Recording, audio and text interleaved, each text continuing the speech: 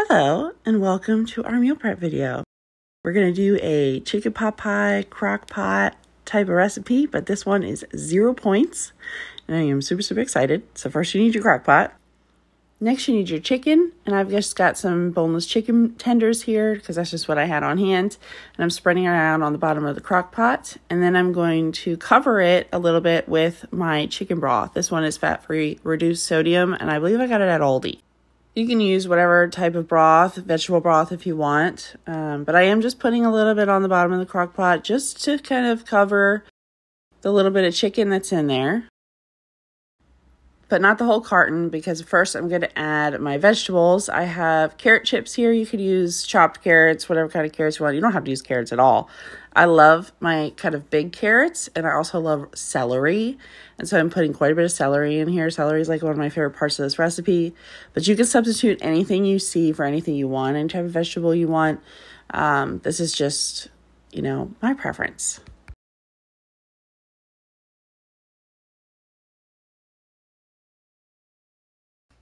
I've got a chopped onion here that's going in.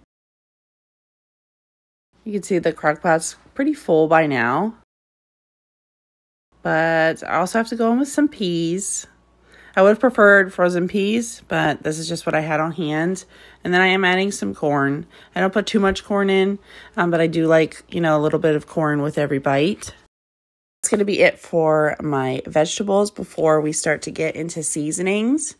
And first, I like to put salt. I put about a tablespoon of salt into the crock pot, kind of spread it around, and then I do the same with pepper, about a tablespoon. I left this pot kind of plain because my son will be eating out of it, but if you want, you can add your garlic powder, any other type of seasoning that you enjoy, put it in here, and then cover the whole thing with the rest of the chicken stock. It is going to cook down, so it's okay if the line doesn't come all the way up. Mine does not. I don't have enough in the carton. I'm just going to give the top a little mix without disturbing the chicken underneath too much, just to kind of like stir the vegetables around.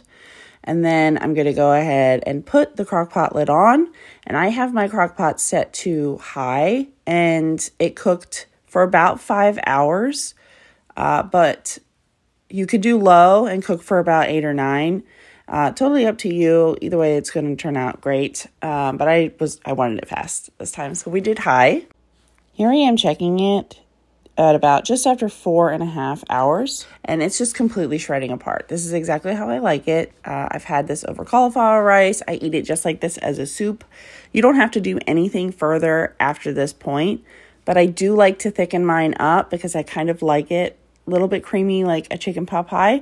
And so to thicken it up, we're going to use self-rising flour and either water or oat milk. I was just experimenting with the oat milk. I can't really tell the difference, so I'll probably use water from here on out. But I did use oat milk with the self-rising flour this time. Just give it a quick stir, come up with this kind of liquidy paste. And this is just to help dissolve the flour before you put it into the crock pot so you don't get like clumps. But this is going to help thicken it. I start with a tablespoon and then check it to see if that's kind of how I want. But you also want it to sit there a little bit to thicken. So I put my tablespoon in and then I walked away for a little while and then I came back to see. And I ended up adding just a little bit of water because I felt it was too thick. But this is the 0 point crock pot chicken. You can have up to, I think it's a half a tablespoon of flour for 0 points. So we are at 0 points. But there is another way to prepare it, and this is how I ate it that night. I put my self-rising flour in a bowl with my non-fat Greek yogurt, 1/4 cup of each, to make my 2-ingredient dough. Just give it a good mix in the bowl. You want it to kind of look like this, kind of clumpy. And I'm going to put some oil on my fingers to flatten it out into just kind of like a rough shape. This is not perfect. I don't spend a whole lot of time trying to make it look great. I just flatten it out, and I'm going to put my 0 point chicken recipe in this little baking dish. And then I'm going to pop on my 2-ingredient dough on top and bake the whole thing to make a chicken pot pie. But I do like it super, super creamy. And so I did add some Greek yogurt into the chicken to just get that like extra creamy consistency. This is totally optional and not necessary, but I do like it like this.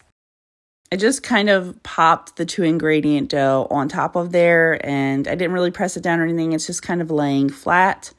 Like I said, it's not the prettiest thing, but it tastes really, really good. And I baked it in my air fryer, but you can do the oven. Either way works great. And I cooked it at about 350 for about 10 minutes.